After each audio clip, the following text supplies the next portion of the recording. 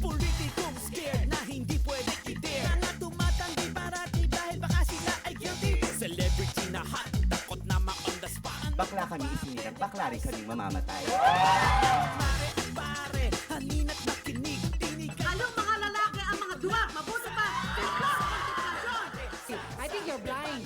Are you deaf? I'd rather die. Crazy na po ako. Kala siguro ng mga tao ay pumapatay. Debate!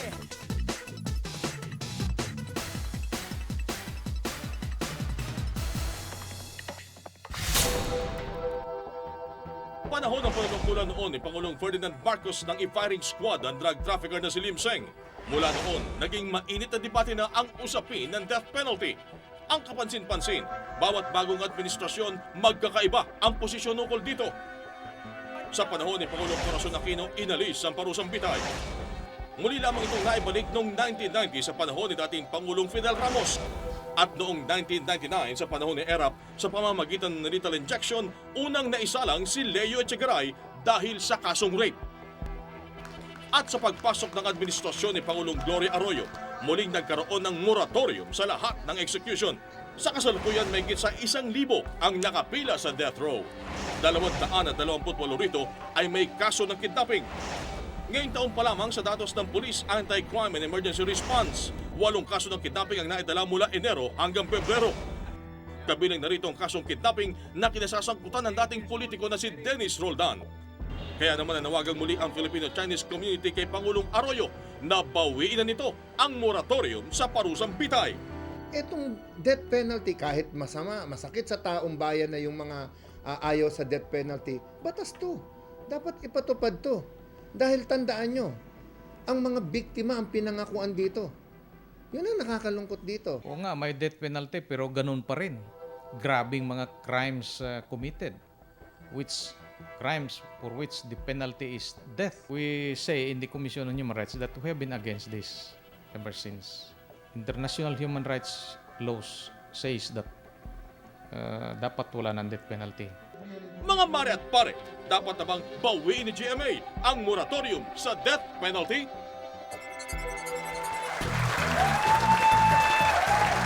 Magandang umaga sa inyo mga mare at pare.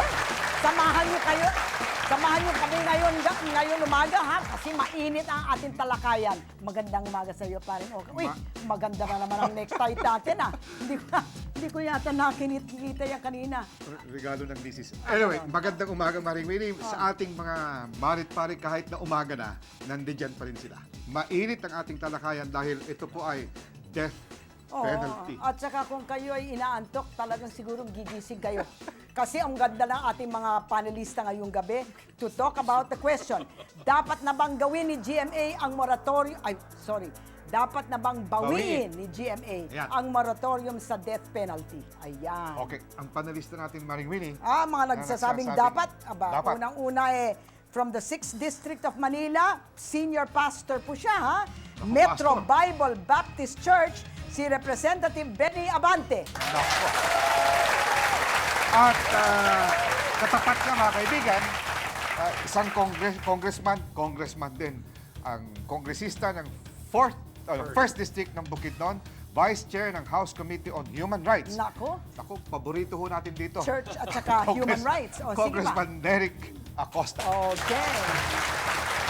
Hindi siya. Tapos, second dito sa panelista na dapat bawiin ang moratorium, radio commentator po siya ng DWIZ at saka kolumnista siya sa Philippine Daily Inquirer, si Mon Tulfo.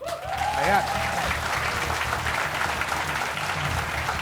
Alam mo ninyo, kung si Mon Tulfo, mga kaibigan, ay Mr. Law and Order, naku, may katapat siya na isang batikang practicing lawyer. Mrs. Law and Order naman. Miss Law and Order. Si Atty, kabuti ko ng sinabing congresswoman, Atty. Katrina Legarda. Okay. And our third, dalawang beauty ang nasa panelista natin. Itong beauty ito Vice President po siya ng Volunteers Against Crime and Corruption at saka head siya ng Ikaw, Ihinto, Crimen Against Women. Si Cory Quirino. Well, Cory Quirino. Medyo maaga na eh. Sorry about that, sweetie. Well, alam ho ninyo, katapat ho ni Cory ay isa pong, prison volunteer. Caritas Manila Prison Restorative Justice Ministry, isa pong Sister Zenaida Cabrera. Okay. Umpisahan na natin kaagad. Oh, Congressman Abante, you're supposed to be all religious and, Ako'y you know, nagulat mga eh. Christian. O, paano naman yan?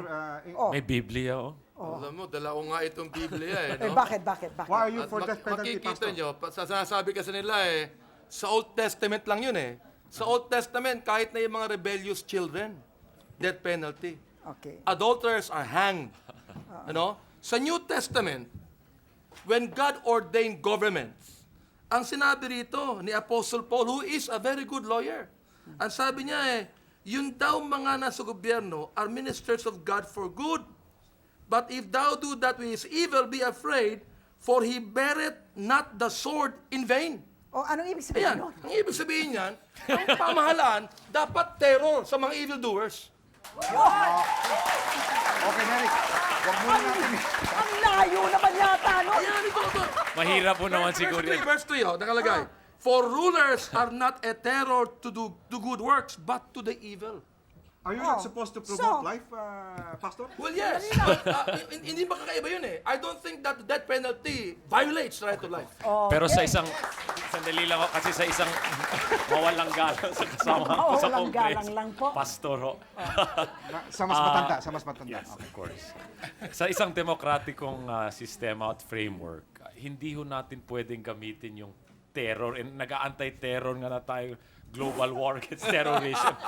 Tapos, Maging terorista ang gobyerno. terorista pa yung gobyerno. We have to look into what it in terms of human rights, no? Ang karapatang pangtao at kung ano talaga yung otoridad ng estado, kung pwede ba niyang kitilin ang buhay ng kahit sino, kahit kanino. Oh, Cory, why are you for the death penalty? I'm surprised, Cory. Noong 1995, naging kidnap victim ako, di ba? Oo. I sent my kidnappers to jail. Ang hatol ng Judge Maximo Savellano, RTC Manila, ay bitay. Oh. At that time. 1995. O, tapos ano So now nangyari? you 96, 98 sila na nahusga. Alright, are they still nabilang naman? Nasa bilibid sila ngayon. Basically, bakit, Cory? Why do you want vengeance? You want to be Hindi done? naman What? vengeance, pero palagi kong sinasabi, okay, pinatawad ko na sila, pero para sa akin, yung pagpapatawad na walang katarungan ay walang saysay. Naku! Okay, sister, si Congressman Abante quoted a Bible, sa ba Bible yun? passage. Do you have a Bible passage that counters him, sister? Yes. Oh, kita mo na, sinabi ko na nga ba, merong kontra My ninyan sister can quote me any passage in the Bible, pero mamaya sasabihin ko yung pananaw naman, yung panig ng isang biktima ng krimen. Okay. Sister, go ahead, please. I would like to address first Pastor Benny. Yeah, Pastor Benny. Sa New Testament po, sinabi rin ni Jesus rejects an eye for an eye. That proportional response so abuse, no? If anyone hates you on the right cheek, offer him the other one as well. And give him your coat and your tunic. Walk 2 miles, not 1. Nakamusta! Okay, Mon! What do you have to say to that? Hindi naman tayo si Jesus dapat kailangan, hindi tayo Diyos, hindi tayo si Jesus. At saka, yung Amerika, supposedly the most democratic, number 1 democratic country in the world. Kasi, binanggit kasi ni Congressman Acosta. May death penalty, bakit hindi sa atin? Not in all states, though. Pero karamihan ng states death penalty. What do you have to say to that, Okay, Kat? Katrina. Well, that's why America doesn't get off the list of human rights violators. Oh, kita mo. Nako! And that is why that they are still the biggest human rights violators by being in Iraq. Okay. And by sending young children, most of them who are black and Asian, to die. That's another story altogether. Anyway, There we are. Medyo babalik ko. tangential yun, pero babalik po tayo. Babalik ko kami. Huwag mo kayong alis. Dapat lang. Yan talagang hindi on the ground of being a deterrent to crime, pero talagang kinakailangan. Mga salot sa bayan, yung halimbawa yung mga gano'n, kahit sa Biblia mo titignan, yung mga nagkakasala, talagang death penalty ang kanilang parusa. Marami naman paraan para pagbayaran ng pagkakasala, kagaya ng habang buhay na pagkakulong. Kasi ang bawat isa ay may karapatan na wala tayong karapatan ni isa man sa atin, sapagkat tanging Diyos lang ang pwedeng bumawi ng buhay ng bawat isa. Dapat. Kasi masyado na maraming masasamang tao. Hindi ka na makapaglakad ng safe dun sa mga daan ngayon, lalo na pag ginagabi ka. Para sa akin, para Panginoon lang may karapatang bumawi ng buhay natin. Di ba? Kung sa kanila man, parusahan na nila hanggang kamatayan, ganun. Tulad ng lethal injection, parang pangit pakinggan. Siguro sa tingin ko, oo. Kasi sa panahon ngayon, marami talagang mga kriminal na gumagawa ng hindi maganda. Dapat talaga siguro na ipapatupad yun para mabawasan na yung mga kriminal dito sa mundo. Hindi, sir, kasi yung ibang tao rin, sir, hindi naman napatunayan na kasala rin yung kriminal. Sabihin, saka isang may karapatan din mabuhay yung tao kasi may mga pamilya rin. Yan. Okay! Ayan, nakita nyo meron mo talagang for na for, and meron namang ibang against na against. But let's find out. Ang inyong issue it's all human rights, ganun ba? It is against human rights. Is that the for only... me, my issue is not human rights. Ang issue ko is dahil against ako sa death penalty for purely practical reasons. O yun. Ang mga police, unang-una wala tayong access sa DNA. Ang DNA napakahalagang ng isang forensic evidence para makita kung talagang nag-rape yung isang rapist, nag-murder yung isang tao. Number two, ang mga police natin hindi marunong mag-crime scene investigation. In fact, lahat na nakikita natin crime scene, lahat ng mga kongresista, mga senador, mga presidente, isa lang presidente natin, pero nandun siya sa mga crime scene. So lahat ng mga crime scene natin contaminated. So laging walang crime scene report. And pangatlo, kahit na nakakuha sila ng mga konting ebidensya, kahit papano sa crime scene, hindi sila marunong mag-preserve. Hindi sila marunong mag-store.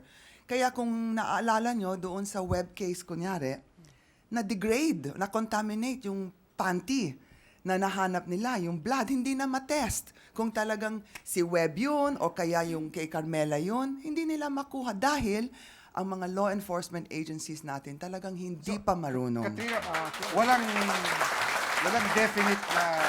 In other words, what you're saying is that dahil hindi maganda ang ating investigation o kaya enforcement. Yeah, so how many innocent people are in jail? On death row? We don't know. Yeah, tell me. Let me react to what the good sister said. Naniniwala ko sa sinabi niya. I believe in that. But we've got to remember not to take the text out of context.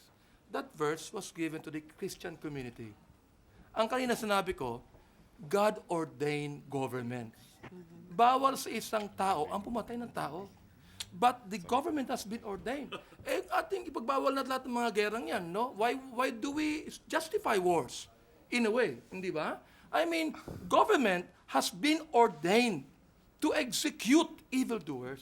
No, but the question, Gobyerno. Congressman Abante, the question is where does government really get its legitimacy at yung authority niya? Mahirap naman yung gagawin mong given na Well, you are a congressman, you make laws, hindi ba? We are a government of laws and not of men. We make laws. It is the law that gives legitimacy to what we're doing. Precisely, but the laws must dapat ang mga batas din natin, ang gobyerno really reflects also, universal values, yung values ng society at kung ano ang gusto natin. Kaya human rights, I agree with Atty. Legarda na may practical dimension yan, yung judicial system natin, epektibo ba? But there is really a very clear human rights dimension to this. We're signatory to the International Human Rights Conventions, ganito. At kay sister naman, may klarong moral dimension din yan. Kaya yung panig namin, we're coming in with these different dimensions. Alam mo, simple lang yan Simple. Wag na tayong, let's not be too technical about it. Kapag ikaw ay hayop, makahayop, dapat ituring kang hayop, dapat patayin ka. Di muna. Okay. Pero ang assumption mo ron, alam mo siya ang gumawa. Totoo. Naku, Kailangan kung naman. hindi mo alam, Kailangan naman. Kailangan alam mong siya ang gumawa. Ayan ang problema, kung hindi mo alam. Especially since sa dyaryo ngayon or kaninang kahapon, kasi araw na, no? Next day na. Yung kahapon, sinabi nila na recycled yung evidence sa bombing. Recycled? Recycled. Ibig sabihin, may isa pang bombing noon, kinuha nila yung ebidensya ulit, at pinasok ulit, pinakita sa atin lahat itong ebidensya sa bombing. Diyos ko, paano naman yan? Okay, Cory. So baka recycle din yung mga... Hindi natin dapat pag-usapan yan. Ang pinag-uusapan po natin ay bakit pinag-uusapan nga ang moratorium. Meron tayong batas. Kailangan ipatupad yon. Tama nga naman yun. What do you In say? fact, You are lawyers. Yeah, well, you are lawyers or lawmakers. Kung may batas, anong mensahe pag hindi pinapatupad ang batas? Kaya gusto kong sabihin kay Secretary Gonzales, instead of getting rid of people, instead of freeing alleged congressmen who are sick from rape, instead of freeing them, he should just suggest na may dapat reprieve. Sasabihin na lang niya sa presidente, i-reprieve na lang natin itong rapist na nag-rape sa kanyang anak. Alam nyo, kami talaga may problema sa death penalty. Kami mga child advocates. Pag nalaman yung bata na papatayin ang kanyang ama dahil ni-rape siya, ayaw na mag-testify yung bata. Sasabihin niya sa amin, attorney, sabi niya, ayoko naman mamatay ang ama ko. Gusto ko lang matigil ang rape. Matigil yung rape. Anong sabi ko dyan? Pero dapat sabihin din sa bata na masama yung ginawa ng tatay mo na kahindik-hindik yung ginawa, dapat pamatay siya. Yeah, but the problem is, Pagtusahan niya. the problem is, you cannot tell a child not to love a parent. What man here wants to hear his child say, I do not love you, daddy, I want you dead? Yung anak ni Itchagaray, hindi... She's one person, and now look where she's living. She's under extraordinary guilt. Well, palagay ko naintindihan ko sinasabi ni Atty. Katrina. But what we're talking about here is the victim. Let's not talk about the offenders. Ano ba ang karapatan ng victim? Bakit natin pinagtatanggol yung mga offenders? Kung iaalisin sa death penalty, ayun bang ibig sabihin, binibigyan siya ng, hindi na siya... What do you call Wala it? na siyang punishment, Wala in na other siyang words. punishment? Ganun ba yun? Hindi ho. Kaya nga may reclusion perpetua. Kaya nga ho, ang naging debate natin noon, in 1999. Actually, sa totoo lang, ang pinaka-worst punishment is being in a Filipino jail. Better than death. Totoo yun. Fate worse than death. Pero alam mo, talagang Fate worse than death talaga being in Filipino jail. Well behind tayo. Yung ating pinag-uusapan ngayon, pinag-usapan sa Amerika 30 years ago. Anong sinabi ni J. Edgar Hoover? I like to quote this. Sabi niya, have you ever thought about how many criminals escape punishment and yet the victims never have a chance to do that? But J. Hindi lang. But J. Edgar Hoover... Ang kriminal, bago patayin, gumagawa ng will. May pagkakataong magkapaganda. Pero yung biktima, pinapatay kagad yan. Walang pagkahanda yan. Rape case, incest. But you're only talking about murder. I'm talking about a child who has been raped by her father. She doesn't want her father to die. Because she loves her parents. She thinks it's the right thing. Akala niya, tama yung ginagawa niya. Kung nabita yung tatay, ano ang nangyayari? Kasi pinag-uusapan natin si Itchagaray kanina. Alam mo, ang daming mga bata na na-rape ng tatay, nandun na sila sa death row.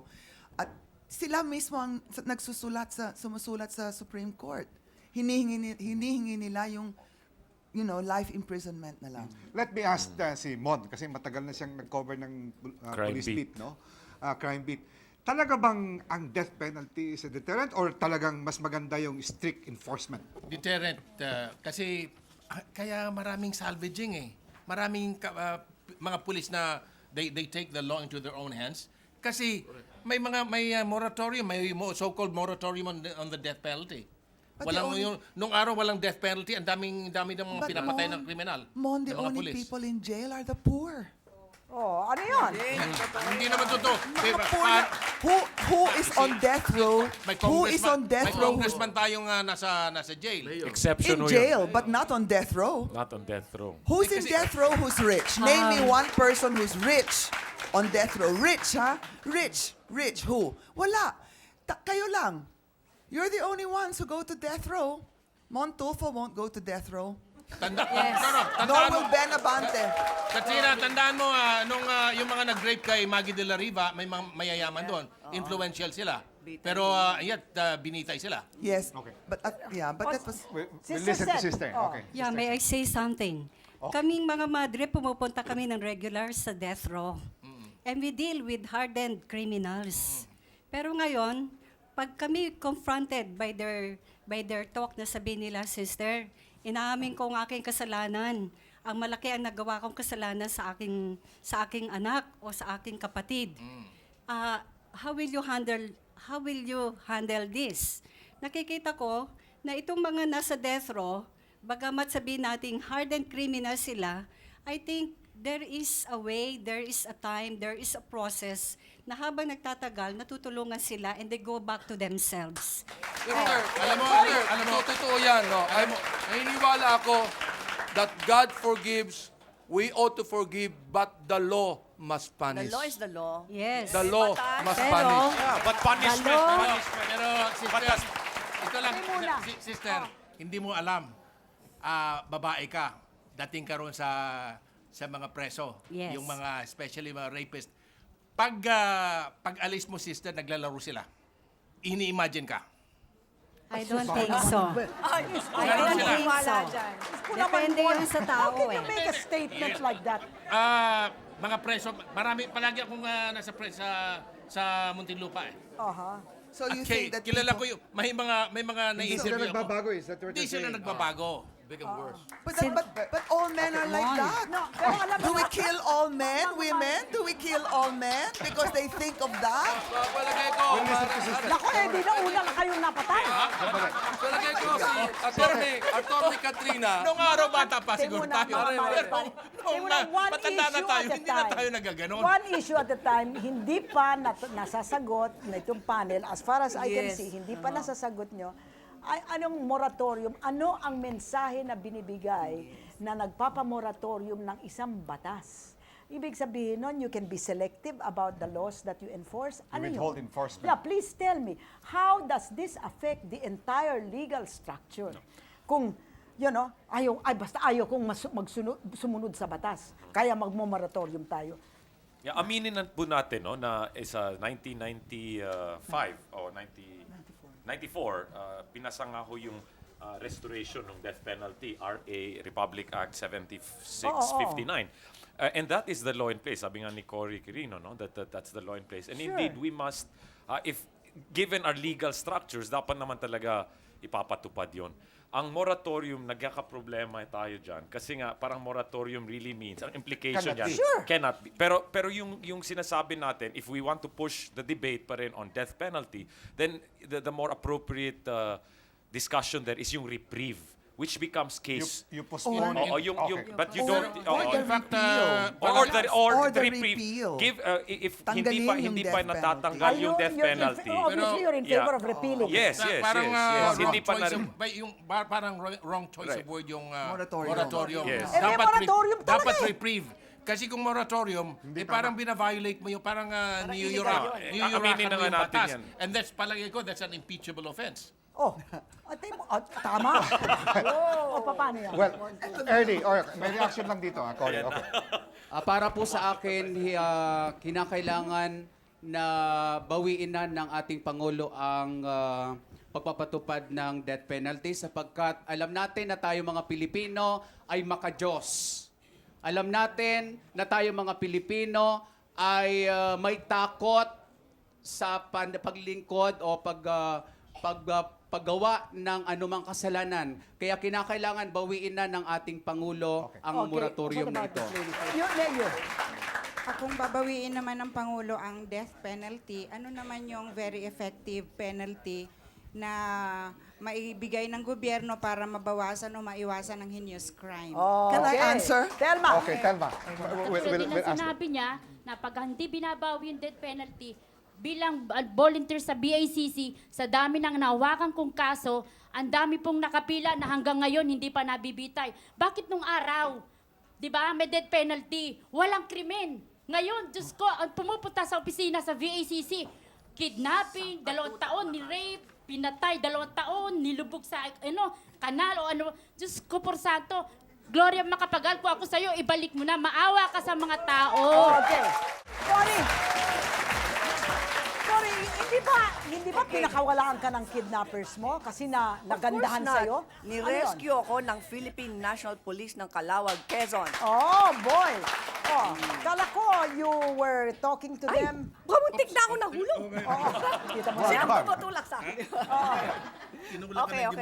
Hindi ba you were talking to them? Mon ha, nagcha-chancing ka lang eh. Okay, may reaksyon ng isang Impure panelist, thoughts. We should kill him. Sige. Okay, mamaya na yan. Okay. Blushing. May reaksyon ng isang panelist natin, no? Sabi niya, makajos tayo. Oo nga, makajos ang mga Pilipino. Ako rin makajos. Kaya lang, kung gusto natin maging maayos at matiwasay ang Pilipinas, kailangan maging makibatas at makabatas at makatarungan din tayo. At saka kung gusto natin talagang makadiyos tayo, ba't hindi natin binoto si Brother Eddie? Tayo mo na, pero ako binoto ko. Madaming bumoto. Excuse me. Sinado naman ako eh. Sandali lang. Pero Mon, gusto kong tanungin sa'yo. Ito si Hubert Webb. He's in jail now because, and he's not in death row kasi nung siya ay, ginawa daw niya ang krimen, walang death penalty. Pero kung may death penalty ron, siguro nabitay na siya. Ikaw mismo ang nagsasabi na inosente si Hubert Webb. Estupido yung judge eh. Kaya nga, pero tingnan mo, estupido That's nga exactly yung what judge. I'm saying. Ako, I agree with you. Now, Nasa death row however, siya ngayon. here is this boy, and if the death penalty were enforced at that time, nabitay na si Hubert Webb. Hanggang ngayon, andun siya, alam mo naman na inosente siya. Anong gagawin mo sa mga taong ganon? Alam mo, mababayaan mo papatay kasi hindi, pero may Supreme Court tayo eh. ano sabi ng Supreme Court? Nandiyan pa hanggang ngayon. Yung Supreme Court, ganun din. Teka wala. Ano nga? Kaya nga. That is why. Mon, ano nga ang lunas doon? But that's why, Winnie, gusto kong sagutin yung si Del, yung nagsalita kanina. I want to tell Del that the duty of the government, hindi yung death penalty actually, kasi mali yung batas na yan sa akin, ha? So sorry sa mga kongresista ngayon. Pero ang duty ng gobyerno talaga is to teach the police at yung mga law enforcers, turuan sila kung paano mag-investigate at paano mag-enforce ng law. Ang dami naming batas, pero hindi nila ine-enforce. Kaya ang daming krimen. Kasi alam natin, kung nag-rape tayo, kung nag-murder, nag-kidnap o nagsabo ng bus, alam namin na we will never be caught. Bakit? Hindi sila marunong mag-investigate. Tama nga naman. Kaya nga, Katrina, mayroon akong mga na-interview. Nung araw, matagal din akong police reporter at nag-cover ako sa WPD for a long time. At may mga visiting police officers ng ibang bansa. Sabi nila, nag-observe sila sa WPD at that time, 1970s. That was 40 years ago. 78. I wasn't born yet. No. 78. Sabi nila na yung daw mga investigador sa Maynila, kung napunta sa Amerika, they would turn out to be the best investigators in the world. They're all retired, Mon. Unfortunately, because after the 70s, after the 70s, Mon, ngayon lang nang-require ulit yung mga police na may college degrees. Ngayon lang. Okay. Can we listen to Sister Sai? Okay. Para sa akin, ang tao, kung makadiyos siya, dapat makatao siya. At kung makatao tayo, dapat we promote and we advocate life. Meron na akong tatanungin kay Benny, Neric, maybe you can react. Yung sinasabi ni Benny na parang ang government daw, according to his own Mas interpretation, terrorize the evil. Parang it becomes a license to use terror and to use violence. Excuse me, Benny, before you answer, no? So, anong assurance mo na magagamit nila ng tama if that is your interpretation? Well, kakatakutan sila ng tao because in which case it's the organized terrorist organization. Actually, it should be that there ought to be an amount of fear that men ought to have sa gobyerno natin. Kung walang fear, ano pa mangyari? Ang sabi ng Bible, the fear of death, the fear of death bring it a snare. It brings a snare. Tanggalin mo na yung fear of death, wala nang snare. What I'm saying is, hindi ganito yan eh. Ganito yan, no? I think we ought to balance this thing, di ba? So dapat martial law tayo. Katrina. Dapat martial law tayo. We ought to balance this thing, di ba? We ought to balance. Ang gobyerno may balance to eh. Meron tayong sufficient safeguards. Kaya nga meron automatic na automatic review. Saan ang safeguards mo? Automatic review. Ayan, si Hubert Webb hanggang ngayon. Paano ka Congressman Benny, paano ka magre-review kung patay na yung tao? Kasi like kung si Echegaray, if new evidence came out, paano na yan ngayon? Especially in Congressman Texas. Neric, when it comes to lesser evil, I would rather support the victim than the criminal. No, because ito kasi, may misconception eh. Lesser evil eh, lesser evil. Can you imagine? There's no perfect law. But can you imagine what the victim will feel if you executed an innocent man? Excuse me, just on that, no? Ang isip pa natin yung punishment lang, yung pagpatay. Yung criminal, nahuli na, incarcerated na. Right. At Hindi papatayin naman ng natin gobyerno, sinasabing- helpless, tapos na nandun na sa loob eh. In fact, Does it mean maganda that nga there's yung- no actually protection on the part of Alam mo, pare, of society? Maganda yung Kailangan sinabi bang ni patay ang- Katrina eh. What worse is when you are in Filipino jail. Mas inhuman buhayin niya mga yan. Alam mo, Mas inhuman eh. Nagugutom yan. Walang pahinga yan. That's more inhuman. But at least he's alive suffering. Cory, Not It's a dead. life suffering. Not dead and enjoying Sandali lang. perhaps the Isa mercy lang, of Cory. God. I can understand. Katrina, si Cory, nakita niya yung mga nag-kidnap sa kanya. Nag-testify siya. So alam na alam ng buong mundo, talagang ito ang mga kriminal. Sila. Yung mga nagsabog ng bus. Hindi mo alam. Okay. In other words, what do you do when there is doubt?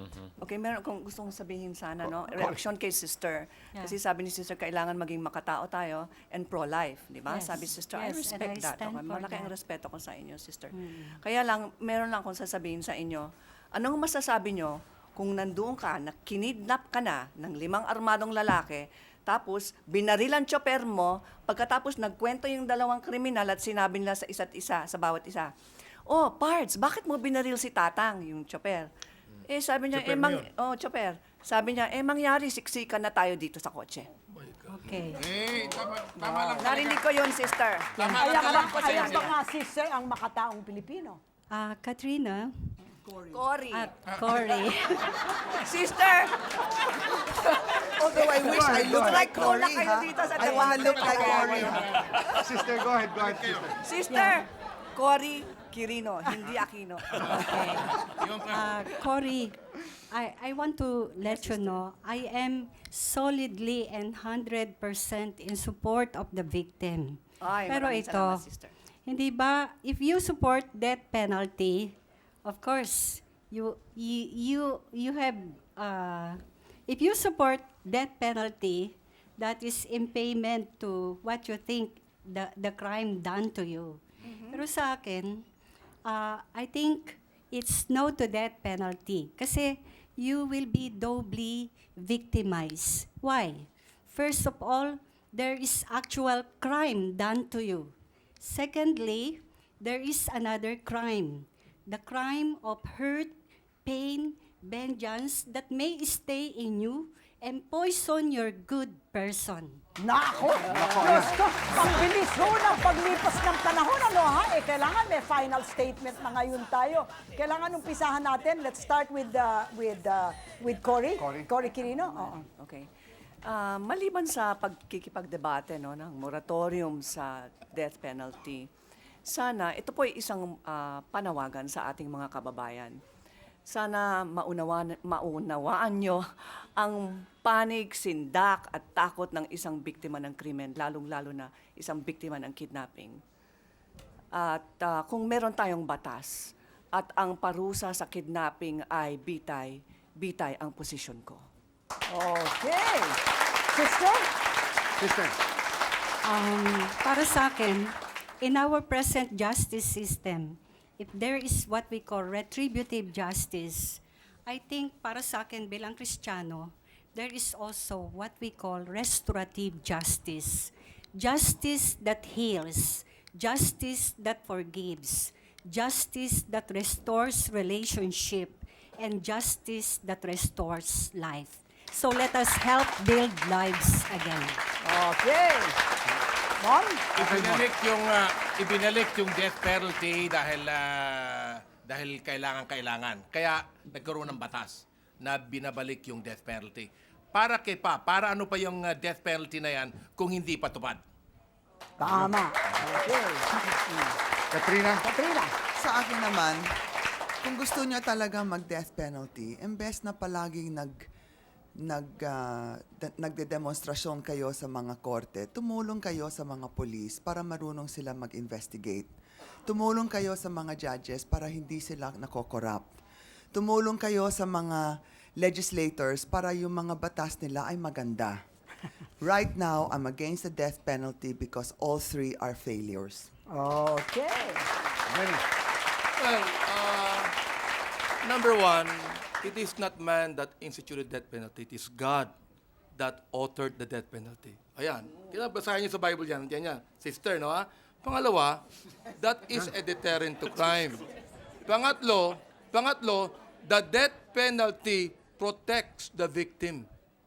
Palagay ko, panahon na, walang dapat ikatakot ang mga law-abiding citizens. Dapat matakot lamang ang kriminal sa batas. Okay, Neric.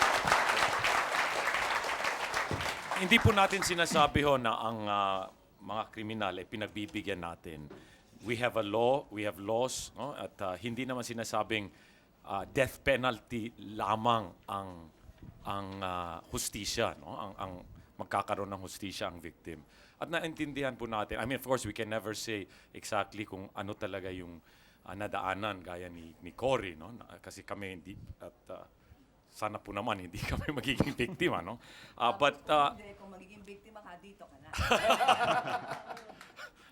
Sana po naman hindi rin. At hindi tayo darating sa ganung position. But sabi nga ni Mahatma Gandhi, an eye for an eye will make the whole world blind. No? At gusto ko lang siguro galing po sa punto de vista ng karapatang pangtao, which we believe is really universal, especially sa legal structures natin at sa mga demokrasya po natin, na atong death penalty, we have to go for the more difficult right, yung mas mahirap na tama, kesa sa yung mas madaling mali. Yun po ang tingin ko sa death penalty. I look at it in that way. Alam ho ninyo, I was one of 11 congressmen sometime in, I think, 92, 93, na ako po'y bumoto against the death penalty. Ulitin ko lang ho yung aking sinabi doon. Death, killing, does not solve problems. Kasi kung killing solves problems, wala na sana tayong problema. At the rate we kill people everywhere sa buong mundo, wala na sana tayong problema.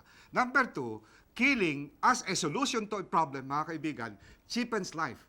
Kasi, nag-overtake, barilin.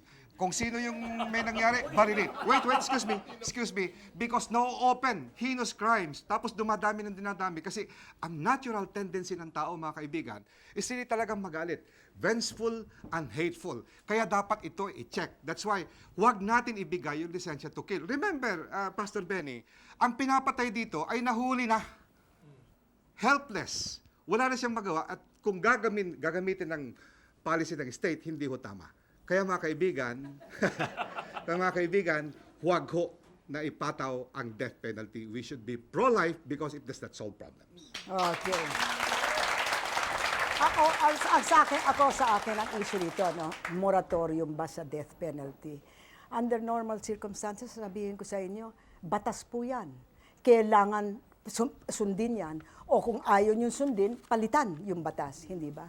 Pero, alam niyo mga Mare at Pare, nakikita ko, kumbensido ako sa argument ni Katrina eh. Alam niyo, in the first place, number one, sinasabi natin deterrent ang death penalty, wala hong ebidensya niyan. All over the world, there is no evidence that that death penalty is a deterrent to crime. So that's number one. Number two, ang pag na death penalty, ang assumption po dyan is that the state has done everything to give a chance to this, yung mga akusado. Eh dito sa Pilipinas talaga namang kahirap-hirap nang nangyayari. Meron kayong mga judge na loko-loko, meron kayong mga fiscal na nabibili, mga judge na bibili, etc. etc. Wala ho minsan yung mga akusado ni hindi nila alam, andyan na sila. Kasi nakuha sila. Ang dami hong beses na nangyayari dyan. At sinasabi nyo, this is fair justice for all. Tama ho si Katrina. Lahat yung mga tao doon, or the most number of people in the jails, ay mga mahihirap. Kasi bakit? Wala ho silang abogado. Hindi ba? Kasi alam dito sa sistema natin dito kung wala kang abogado, patay ka yung mga mahihirap, may abogado ba sila? Ay, hindi. At saka alam nyo, meron na akong nakikita ko si Hubert Webb. Ayan, si Mon Tulfo pumunta sa States. Sinabi niya, inimbestigan niya, talagang innocent si Hubert Webb. Ano nangyari? Andiyan dyan siya sa jail. 10 years nagrarat siya. Gusto niya bang mapatayan? Si Paco Laranyaga, yung sa Cebu. Alam na alam yung mga kaklase niya bumunta sa Vista para magsabi, andi dito siya ho sa Manila, andudong magkaklase kami, nag-e-examine kami, paano siya makapunta sa Cebu para makapatay? Hindi ho sila pinakinggan. So this boy is now on death row. Is now on death row. Now you tell me, sa akin, in order to save the lives of innocent victims, I will say, let us keep that moratorium, even if it is against my legal quana, we have to follow the law, because the law is based on a very poor justice system. Break the rule again, no? Maring Winnie, alam mo ninyo mga kaibigan, strict enforcement really is the one that will prevent. Gusto ko lang i-mention ito, sina Colonel Banyas, Colonel Yasar, Colonel Safra, General Delfin. Alam mo, sinabi sa akin ng Chinese community, hinuli nila yung mga kidnappers, they did not ask anything, binibigyan sila, pero sabi ng mga polis na ito, ayaw nila because it's their job. In other words, strict law enforcement, as we know it, dapat ho, mga kaibigan, pwede pala. Kaya yan po ang solusyon, hindi ho death penalty. Okay! Maraming salamat sa inyo, mga Mare at Pare. Hanggang sa susunod na Huwebes, dito po sa debate, lahat po ay kasaling. Mabuhay po kayo. Sa debate, lahat kasali. Sa debate.